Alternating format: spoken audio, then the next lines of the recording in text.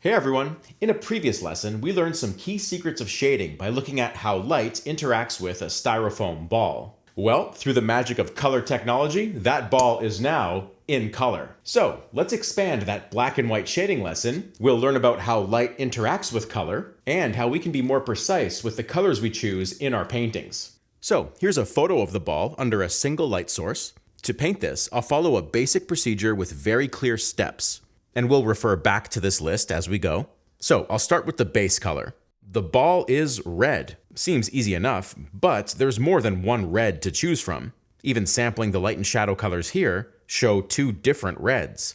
If this is the range of reds from about here to here, my advice is to pick something roughly in the middle to start with. And we will use that color for both the light and the shadow. This is to give us the easiest possible starting point with color. So I'll start painting here, taking away the white of the canvas, and now I'm essentially filling in that one red color. Let's also paint a little bit of a background here. Alright, so there's our base color step done. Let's move on to light and shadow value. One of the most important observations you'll make in painting is where the light family lives and where the shadow family lives. And we're using a ball here because it's pretty easy to see that. But you have to see it precisely, like this. Think of it like cutout shapes, where this shape is obviously light and this shape is obviously shadow. So when you paint light and shadow values, you actually want to start by thinking about drawing, plotting those shapes. On this ball, it's pretty simple. I can just draw one line to denote the light and shadow families. Then I'll take that same red, but a darker value of course, to block in the shadows. If you're wondering what values you should be using, reference my other ball video, link on the screen, which is all about values. And I can do the same thing for the cast shadow on the floor. The color choice here is just the same floor color, but darker. Just for fun, I can mix in a few reds from the sphere. They're so similar in value, it doesn't really matter. And this right here is a great starting point, not just for this painting, but for any painting you're doing. We can take the next step now, light and shadow color. Okay, to quickly recap, our light red and our dark red were the same red as seen here on the color wheel. Now, while that's totally fine for a block-in, that's not how light actually produces color. Light in real life generally encourages different colors between the light and shadow families. These two colors here, which kind of span the outer limits of red, follow the general pattern of a warm light. I shot our photo reference with a warm light. For comparison, here's the same scene shot with a cool light. It's the same red ball, but the hues that say red are very different. We will study a cool light in just a minute, but for now let's go back to our original photo. Our base color red was about here on the color wheel, and we now want to factor in the color of the light. I used a tungsten bulb which is orangey yellow, and its color is going to force our base color red to move toward it. Now, how much toward it? That depends on the saturation of the base color. Let's bring this color back to its starting point. Imagine you had a less saturated base color. That less saturated base color will move further toward the light. You can almost think of base color as a force that the light has to overcome. And the more saturated the base color, the stronger the force. So as you can see here, I'm painting a more orangey red to represent our light source. This will make your colors look like light instead of a coloring book. I raised the value a bit to help as well, keeping the light family separate from the shadow family. Again, I talked a lot about that in the value lesson. And okay, here's where we're at now. And you might think, okay, so we have to do something to the shadow color now too, right? Well, not necessarily. Just by moving one family, we've created a color-temperature relationship. Our lights are now warmer, and our shadows, therefore, are cooler. Before, there was no such relationship because the lights and shadows were the same color. Same hue, same saturation. Yes, they were different values, but value alone is typically not enough to change temperature. A color needs to move to a different physical location on the color wheel for that. Alright, let's move on now to halftones. This can be a tricky one. Quick recap, the halftones are an area in the light family whose planes are turning away from the light just enough to become a step darker in value. So if the average light area is, say, this area here, then this area is the halftone. It's turning away from the light, so it gets darker, but it's still in the light family. There's a subtle color move you want to make with halftones. So this was our base color, then we moved it to here for the light family, The halftones then, representing a little less influence from that light, will kind of regain the base color a little bit. Halftones are both a subtle value change and a subtle color change. I'm painting them here with very soft edges, which of course makes sense because this is a ball. And as I put those halftones in, you can see that our ball is starting to look more and more 3D. You can do a lot of subtle modeling with halftones, which means you have to be really aware of the nature of the form you're painting. So practice halftones on a ball because it's relatively easy to get that form right. I'm also creating halftones right here by increasing the value of my average light. Remember, it's all about value comparison, so lightening one value will help another look like halftone. Now I'm really dialing in this termination edge between light and shadow families. Remember that hard shape we delineated early on? I'm trying to keep my colors and values separate from light to shadow, but also get that edge just right. The next value I'm going to paint is a highlight. And I didn't even include highlights on our original list here, because while highlights are certainly pretty, they don't exactly do a lot of the heavy lifting form-wise. I do have a whole video on highlights. You can check that out, link on the screen. But for now, I've painted essentially a warm white dot with some variety of edge to it. And it's warm white because our light is warm. Simple as that. All right, just doing a once over on all the values here so far, trying to dial the ball in as best I can. All right, what is on the list is ambient light, and it's our last step. We know from the value lesson that light doesn't just hit the table and die. It bounces back up in a scattered, diffuse way and becomes visible in the shadow areas. For this, you want to consider the color of the surface the light is bouncing off. So this is our red in shadow currently. It sits there on the color wheel, and I'm just going to adjust the value of that swatch so it's a bit clearer. And here's the color of our table, and we're just looking at its hue for now. It's about here. So to calculate the color of a reflected light source, just like we did with our direct light source, we move the original shadow color a little bit toward the reflected light color. And that's exactly what I'm doing here.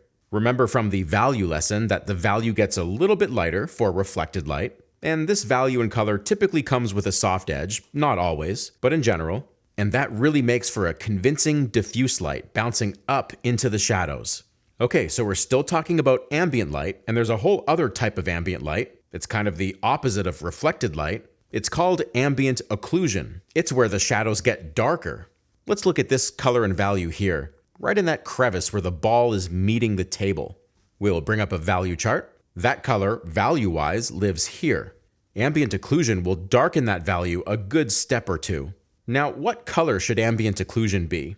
Well, that swatch is rapidly changing colors right now. And you could probably see that, but at this level of darkness, color changes are more subtle to our eyes. We just don't perceive them as well. So honestly, I just default to a medium saturated warm color. It almost doesn't matter what I'm painting, and I start there. Ambient occlusion is yet another diffuse light, or lack of light, I should say. So keep it soft-edged, and you'd be surprised how well it makes your lighting pop. And that's it. That's our progress through the fundamentals of color. Just for fun, I'll add a bit of texture to that table, and we've got a pretty realistic-looking painting of color and light. If you're enjoying this video and would like a deeper dive into how color and light works, check out my course, The Color Survival Guide. This is a chapter-by-chapter breakdown of the fundamentals of color, color palettes, how light works, how colors mix, and how you can design your own color palettes, all put into practice over several lessons and demonstrations. And if you'd like to go even deeper on all things art and digital painting, I encourage you to check out the recording of my 8-week mentorship program.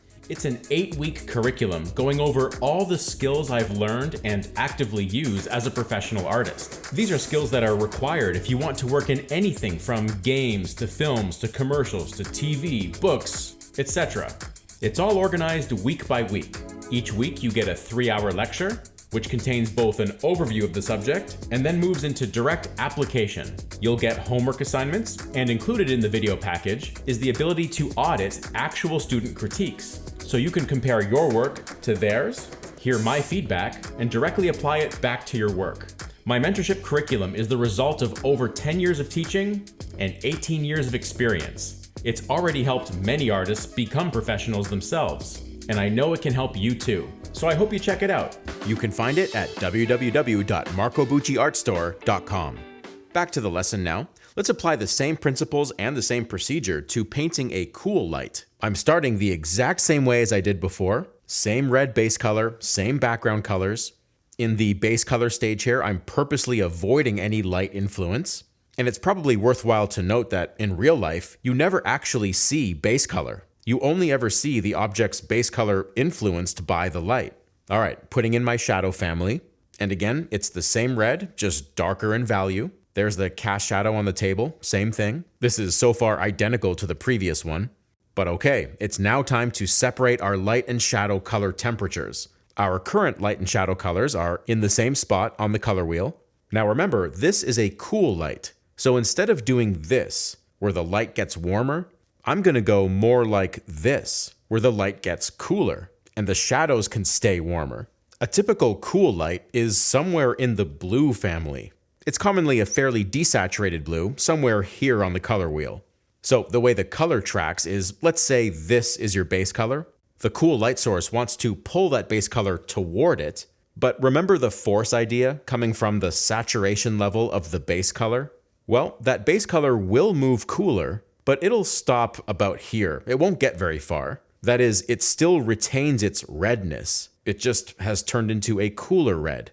So I'm modifying my light family to be a cooler red. You might call this magenta or violet, but for me, this is just a cooler version of red. Saying cooler red not only describes the base color, but more importantly, also describes what the light is doing to it. All right, so at this stage, we've moved into a proper cool light situation. Here's what that looks like on the color wheel. Our lights are here, our shadows are here. That temperature difference is subtle, but it's enough to read as cool light. Okay, what was our next step? Halftones. This is largely the same as what we saw previous. Some of that base color is coming back, in this case causing me to go warmer with the red. And remember, with halftones, you have to spend a lot of time on this termination edge, the edge that separates your light and shadow families. I'm getting into the reflected light now, and this is also largely the same as it was before. You might be wondering why. The answer has to do with what the light has the most direct impact on. The light has the most direct impact on the light family. So having the light side trending overall cooler than the shadow side, that's what says cool light. I'm painting the highlight now, and that can also say cool light. Remember that a highlight is a reflection of the light source. So if that highlight is reflecting a cool light, the highlight should be cooler accordingly. Ambient occlusion coming in here, which is the next logical step after adding ambient light. It's kind of the opposite of ambient light, right? Now, I have overlooked one big thing. The color of the table should also be cooler. I'm doing that by taking the saturated warmth of the base color and graying it off. That is, reducing its saturation. When you do this, in this case, notice how that color is moving toward the cools. I just happen to stop the move right about here. Using grays like this is a very powerful part of color theory, although not the focus of this video. But that'll complete our cool light study. And now we can see the big difference in the lighting. I feel like no particular step was that complex, but with enough correct little decisions, you can make a big impact in your lighting and color. I do plan to make a few follow-up videos to this, one where I'll paint similar studies with traditional mediums, and another where we apply this to more complex subject matter, like a character, for example. Subscribe to the channel to get caught up on that, and I'll see you in the next video.